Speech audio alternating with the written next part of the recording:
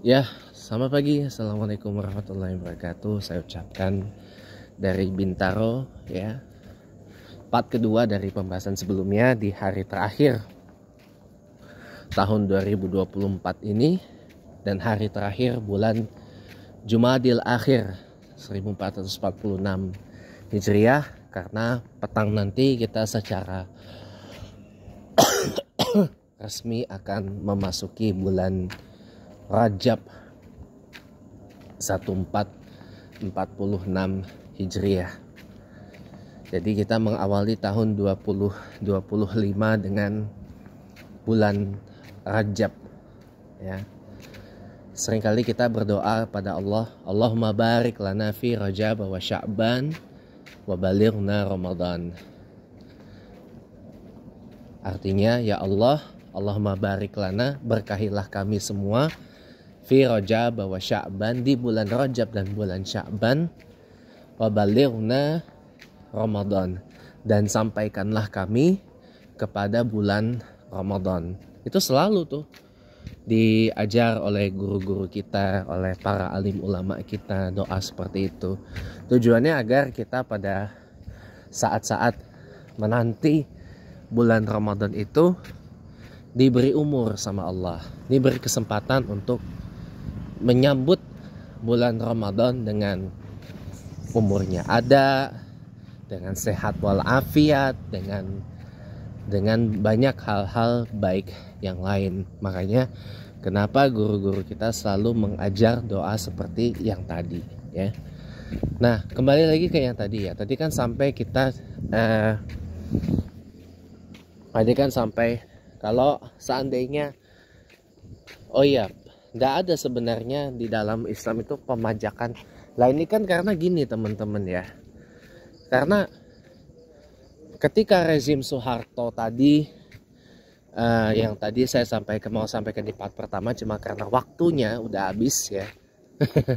Jadi karena gini teman-teman, ketika rezim Soeharto menerapkan asas tunggal Pancasila, mau nggak mau beberapa ormas Islam itu nerima, ya. Terutama Nahdlatul Ulama dan Muhammadiyah memutuskan untuk menerima asas tunggal dari Pancasila yang diimpos oleh Pak Harto selama masa pemerintahannya. Bahkan sampai dibentuk namanya BP7, Badan Pembinaan Penghayatan, ya apalah itu, ujungnya Pancasila lah itu. Saya agak lupa, panjang nomenklaturnya, yang dibubarkan tahun 99 oleh Presiden B.J. Habibie, ya. Kemudian ada lagi sekarang namanya BPIP, Badan Pembinaan Ideologi Pancasila. Zaman Pak Harto itu kan Pancasila itu kan di push hard banget gitu. Anda mungkin yang usianya lebih tua dari saya pernah mengalami yang namanya P4, ya, Pedoman Penghayatan dan Pengamalan Pancasila. Ada sertifikasinya.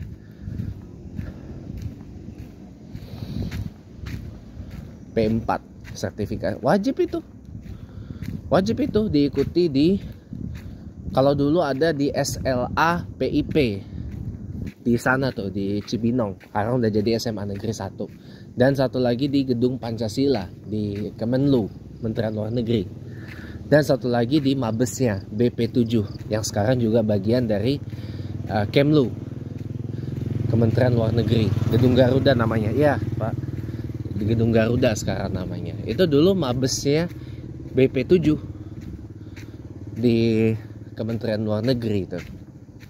Lebih sebagai treaty room dari Kemlu, Kementerian Luar Negeri, MOFA-nya Indonesia. Nah, zaman Pak Harto itu kan ada asas tunggal Pancasila, di mana sebagian besar pihak Islam itu nerima, baik itu nerima secara tulus maupun nerima secara terpaksa. Ada pemberlakuan asas tunggal Pancasila itu. Nah, Nahdlatul Ulama sebagai rumah besar, keluarga besar kedua saya memutuskan menerima itu. Bahkan dalam muktamar NU di Situbondo tahun 1984 juga disebutkan bahwa Nahdlatul Ulama itu kembali ke khitoh, bukan lagi sebagai hizbus siyasah, sebagai partai politik, tapi kembali lagi kepada asalnya sebagai Jam'iyah Islamiyah, organisasi keislaman yang tidak berpolitik praktis tapi berpolitik kebangsaan gitu. Dan menerima Pancasila sebagai asas tunggal pada waktu itu, ya kan? Karena pada masa itu Pak Harto ini sangat memusuhi yang namanya agama Islam. Ya, puncaknya terjadi pada tragedi Tanjung Priok itu tahun 85 lupa saya. Sampai puncaknya adalah pemboman Candi Borobudur oleh beberapa pelaku teroris ya di tahun 1986 ya. Yang mengakibatkan kehancuran beberapa stupa dan artefak di Candi Borobudur, dan ketinggiannya menurun dari yang tadinya di kisaran 42 meter menjadi 38 meter ketinggiannya sekarang. Turun ketinggiannya karena dibom oleh para teroris di tahun 85 apa 86 ya, saya lupa. Nah itu. Tapi mimpi untuk menjadikan negara Indonesia ini negara Islam tuh enggak pernah padam sebenarnya. Enggak pernah padam. Ya. Ketika Pak Harto mulai mendekat kepada Islam tahun 91 setelah beliau naik haji di usia senjanya, kala itu saya bilang sudah 70 tahun. Dia naik haji. Sampai jadi ditambahkan Haji Muhammad Soeharto. Nah, itu.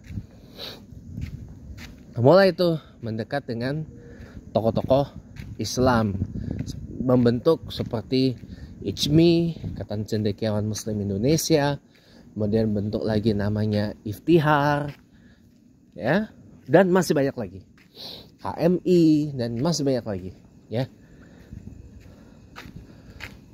dan masih banyak lagi. Tapi tokoh Islam juga yang ada peran dalam meminta Pak Harto itu meletakkan jabatannya atau mundur sebagai presiden pada saat kemelut politik tahun 98. Makanya tokoh Islam itu ada kredit sebenarnya. Nah, ketika ada amandemen keempat Undang-Undang Dasar tahun 45, di tahun 2001-2002 itu banyak banget perdebatan, terutama memasukkan kembali Piagam Jakarta. Tentu ada yang nerima, ada yang nolak. Yang nolak ini adalah, salah satunya adalah partai yang sedang saya dukung banget untuk berjuang menghadapi kezaliman seperti ini, yaitu PDI Perjuangan. Salah satunya PDIP, ya namanya juga PDIP partai sekuler om.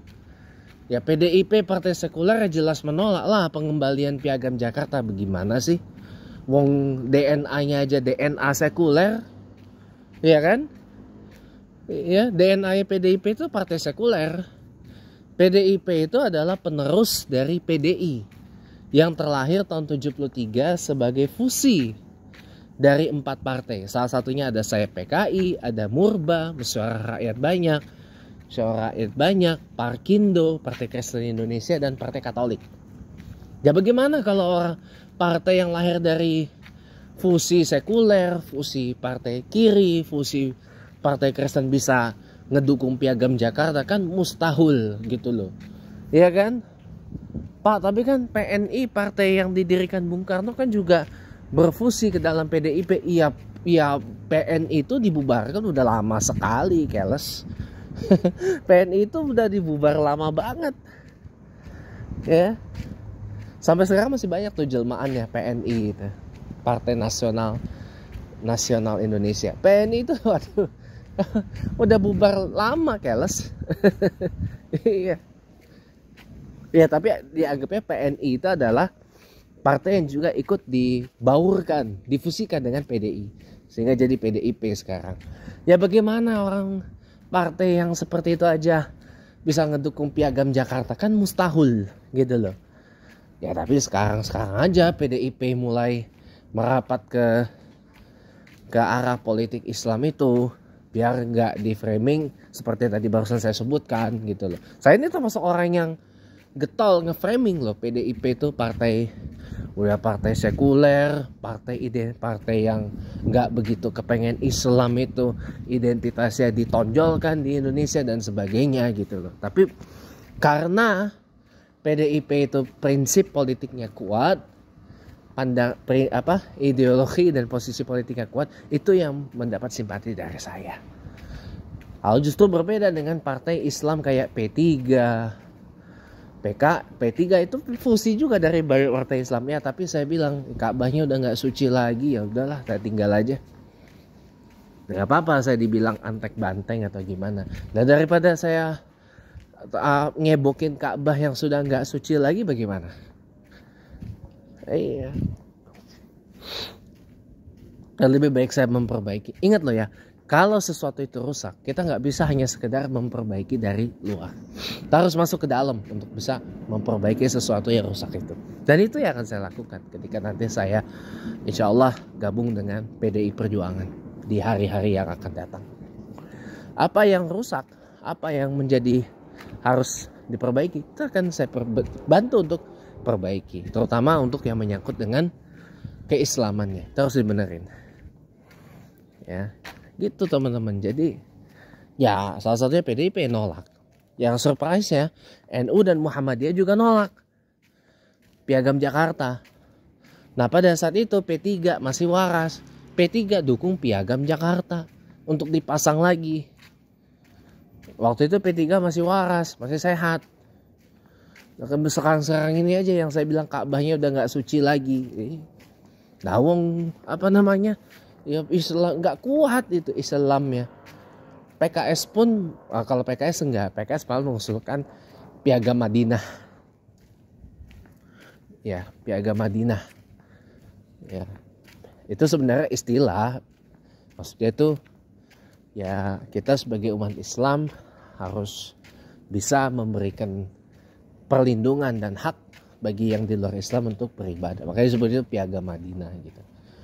Nah, tapi teman-teman untuk menyimpulkan, karena waktunya juga terbatas banget ya. Kalau saya sih pandangannya gini teman-teman ya. Selama sila pertama Pancasila itu masih berbunyi ketuhanan yang Maha Esa, ya selama itu juga lah saya akan terus berikhtiar, berkampanye dan memikirkan bagaimana Indonesia ini menggunakan dasar Islam. Menjadikan Islam sebagai asas utama dalam semua urusan di Indonesia ini. Karena ketuhanan yang Maha Esa itu ngambilnya dari Islam, bukan dari yang lain. Agama lain, ajaran lain tidak ada yang memiliki monoteisme yang ketat seketat Islam gitu loh. Kalaupun itu ada ngaku-ngaku monoteis padahal sebenarnya kagak gitu loh. Pura-pura monoteis padahal sebenarnya mah kagak gitu loh.